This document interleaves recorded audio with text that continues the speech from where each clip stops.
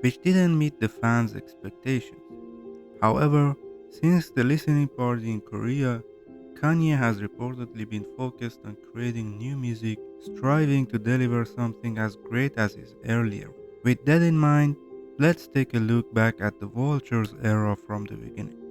Kanye and Tydollasign have frequently collaborated in the past. The roots of the Vultures project trace back to the creative bond they formed during Kanye's The Life of Pablo session, where Ty contributed to tracks like Real Friends and Fate. Over time, their musical chemistry deepened, leading them to collaborate further on albums such as Ye and Kid Seagull. 2023 was the year that shaped the Vulture. Rumors spread about Kanye working on a solo project until he reportedly had an interaction with Ty Dolla Sign in Japan. At that time, Ty had a project titled Bad Bitch Playbook and requested Kanye to be the executive producer of the album. Tracks like Stars and Good shaped during this period, eventually leading to Kanye and Ty deciding to collaborate under the name of Wyatt. On October 2nd, a video surfaced of Ty Dolla and Kanye in the studio. This more than just a moment. In the morning, you'll be running back to me.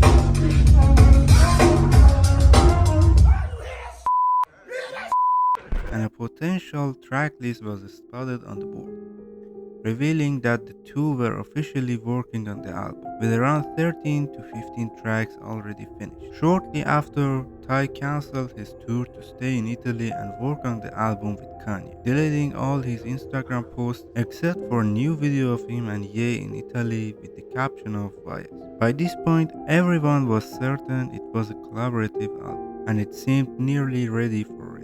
As Ty and Kanye used Bias in their posts, fans speculated that this might be the album's title. Kanye's team then announced a listening party in Italy at the RCF Arena. Ultimately, the event never took place. They also announced a multi-stadium listening party for November, which Metro Boomin also promoted and unofficially confirmed his involvement with the Vultures. However, this event was also cancelled.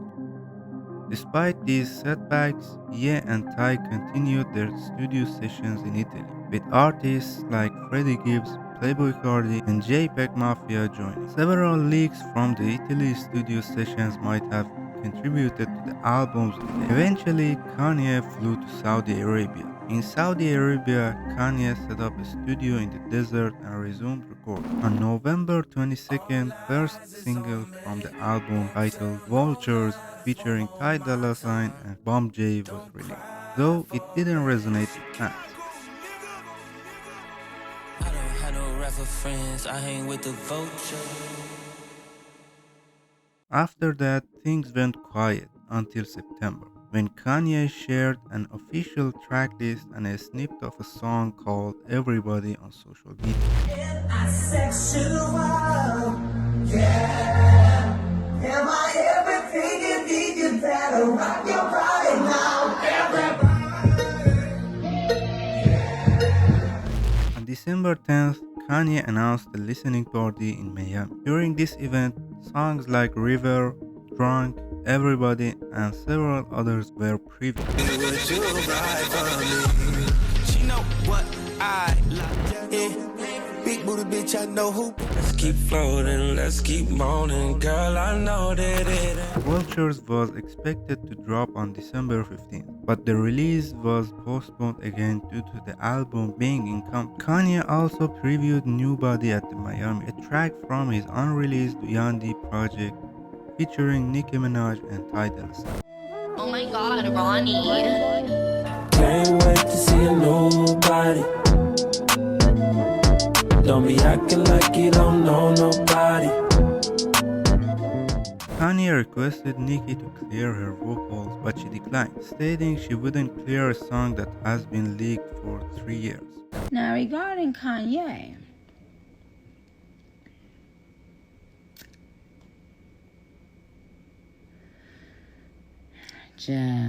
that train has left the station. Okay. No disrespect in any way.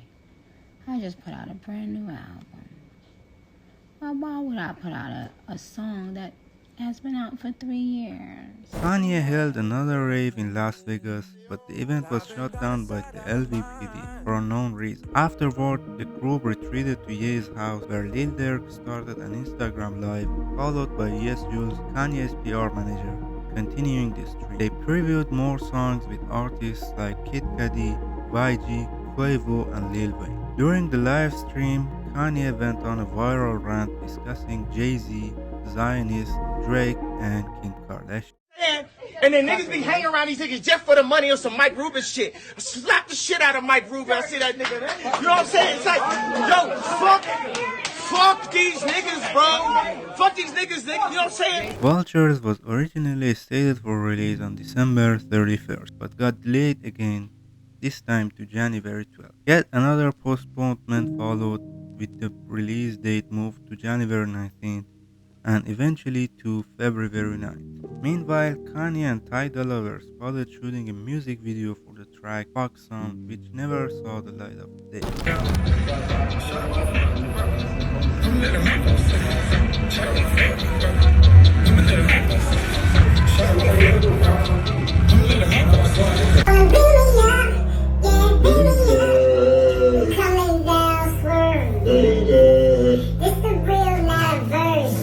An official release date was finally shared by Kanye, promising 3 volumes of the album. During this time, Kanye found himself embroiled in the controversy, getting into an interaction with a TMZ reporter and grabbing her phone when questioned about his partner, Bianca Sensi. I feel like it's okay, I'm a human being.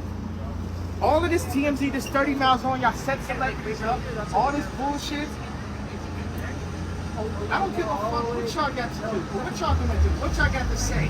Don't come at me with that shit. Ask me that. You think you can walk up on me like that? What you think? Cause you a white woman, you can walk up on me like that? Another listening party was announced for February 8th in Chicago, followed by one in New York on February 9th. At these events, tracks like Burn, Carnival, Do It, and many more were previewed.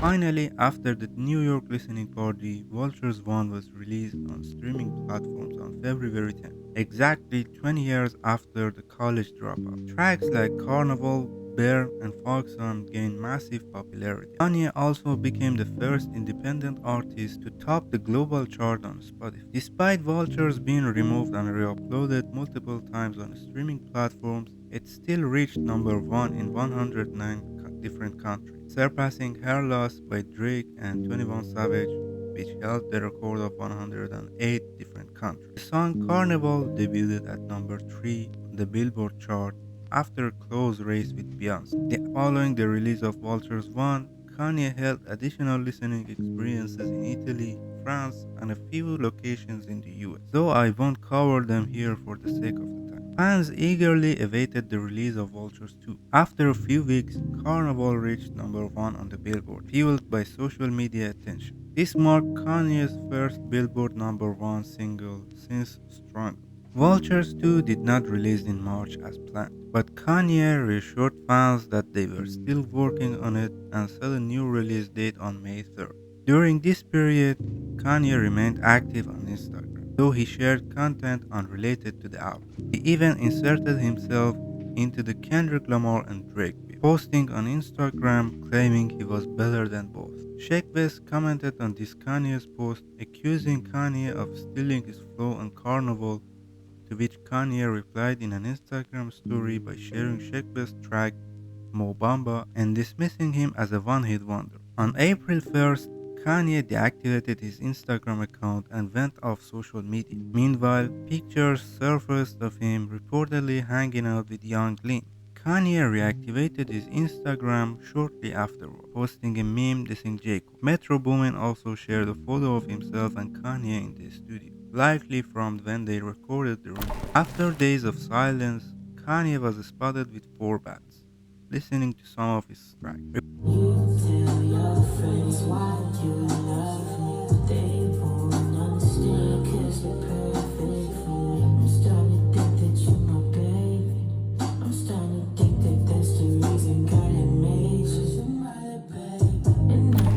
Reportedly, Kanye recorded a verse for one of the four Bad songs, which was released on May 3rd. The same day, Vultures 2 was supposed to drop, but didn't. Kanye went silent on social media after missing the release date, and insiders reported that the album wasn't finished, and Kanye had allegedly become addicted to the nitrous oxide gas administered by his dentist. After this, everything went quiet, and fans began to lose hope that Vultures 2 would never be released. Then, on July 6th, a listening experience was announced in Korea, scheduled for August. Another listening party was planned in Taiwan, but was cancelled shortly after.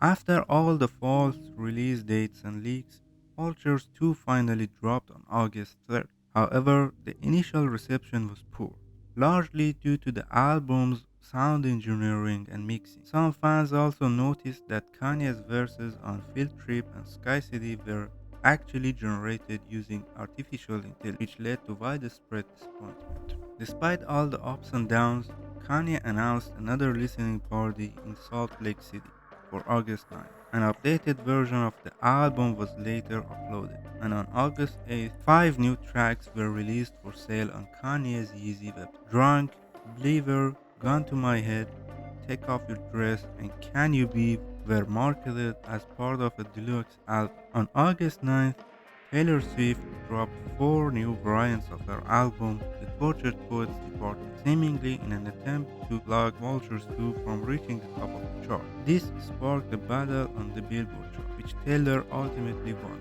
with Vultures debuting at number 2. The peak of Vultures 2 era came during the listening party in Korea, where Kanye performed live for the first time in a long while. Alongside Tydollasign, Kanye performed 74 songs from across his entire discography. A highlight of the event was Kanye's shout-out to Jay-Z, Drake, Pusha T, Kid Cudi, Shake, and many more. He also paid tribute to Kobe Bryant by performing 24, making the listening party even more special. Kanye and Tydollasign held another listening party in China, where they performed 92 songs. This event generated $7.2 million in ticket sales and contributed $56 million to the local economy. To this day, many of the Vultures 2 tracks have been updated, and there are still plenty more songs left to be released as part of Vultures 3. The question remains, when will this project finally drop?